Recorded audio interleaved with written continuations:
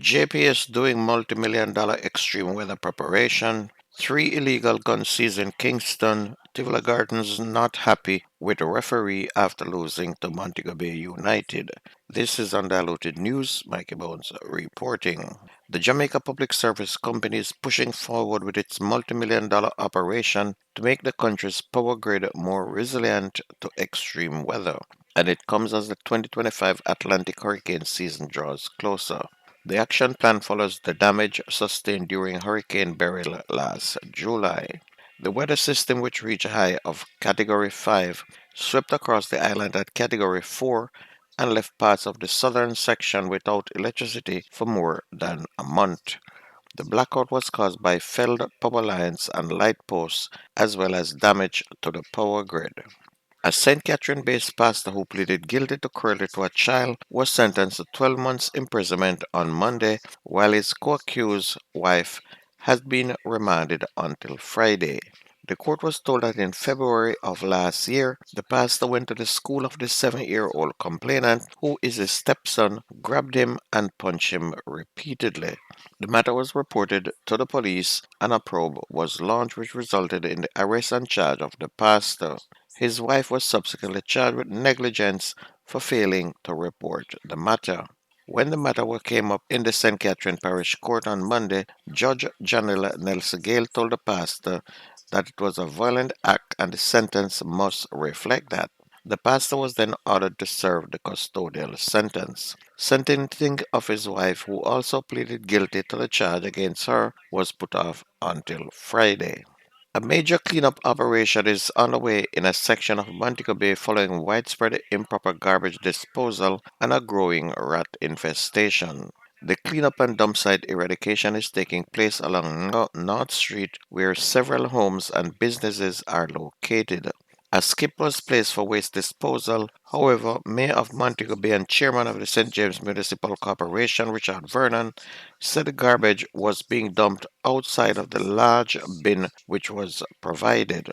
Mayor Vernon said even as the dump site was formalized in 2020 to accommodate normal waste, the content included bulky waste and had become a nuisance. Mayor Vernon said the move is necessary to make the area compliant with public health protocols. He also complained that the site had become a breeding ground for rodents, and this has negatively implications for the Montego Bay business district.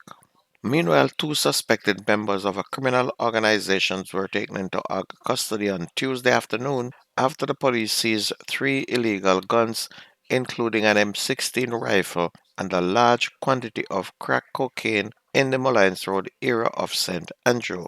Members of the St. Andrew Central Police conducted a major operation targeting several premises in the Mullines Road area in search of wanted men and illegal guns. And during the operation, the two handguns and the rifle, as well as cocaine, were seized.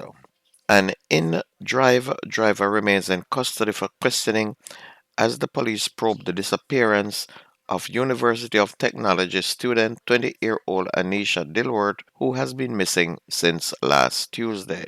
Superintendent Mark Harris of the St. Andrew Central Police Division said the rideshare driver was taken into custody on Saturday.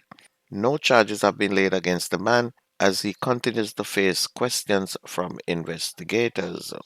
Superintendent Harris said the police have also seized a motor car and are now pursuing another person they believe can assist with the investigation. He did not disclose further information on the individual who was being sought, but the superintendent said the police are using appropriate technology to assist the investigations. He said investigators are working with Jamaica Eye and other agencies to find the missing student. The trial of Constable Noel Maitland for the 2022 murder of his girlfriend Donnelly Donaldson has now started in the Home Circuit Court. A 7-member jury comprising 4 men and 3 women were selected yesterday morning before presiding Judge Justice Leighton Pusey. The prosecutor, in her opening statement, said Miss Donaldson left behind memories of a pattern of behavior and evidence that will prove that she was killed. Sophia Lugg, the mother of Miss Donaldson, took the stand at 2:27 p.m. as the first witness for the Crown. Marshaled by the lead prosecutor Claudette Thompson, Miss Locke broke down as she recalled the last time she saw her daughter. She told the court that on July 11, her third child left home with Maitland in his black BMW. She said about 8 o'clock the next morning, Miss Donaldson called her asking that she feed her dog China. She said moments later she called her daughter multiple times, but her phone went unanswered. The mother said she continued to call up to 4 o'clock in the afternoon because she had a doctor's appointment and Donnelly was the only one who would take her to the doctor. She said she tried reaching her daughter several more times without success. The prosecution is now relying on circumstantial evidence to prove its case, and the Crown is to call 32 witnesses. Constable Maitland, who has been in custody since July of 2022, is charged with murder and preventing the lawful burial of a corpse. And Miss Donaldson, a 24-year-old social media influencer, went missing on July 13 of 2022 after she was last seen at Maitland's home 2 days earlier. A man is in hospital under police guard after being set upon by a mob in Leeds and St. Elizabeth. It's alleged that the man sexually assaulted a 6-year-old girl in the same community. The man, said to be in his 50s, was beaten by residents after they got wind of the alleged incident, and the Santa Cruz police were called and the man taken to hospital. On to sports, coach of Montego Bay United, Paul Teagat Davis, and coach of Tivoli Gardens, Jerome Waite, were both displeased for different reasons after their teams ended 1-1 in their return leg quarterfinal match in the Ray and Neville Jamaica Premier League on Monday night, resulting in the Western club advancing 3-2 on aggregate to the semi-finals. Tivoli Gardens ended with 9 men after goalkeeper Nicholas Clark was red carded in the 73rd minute and Lennox Russell in the 81st. Mobay United will next face Mount Pleasant in the semi-finals. And earlier, defending champions Cavalier also secured their semi-final spot after clipping Portmore United 1-0 in the first game at the same venue. Cavaliers advanced 2-1 on aggregate and will now face Arnett Gardens in the semi-final.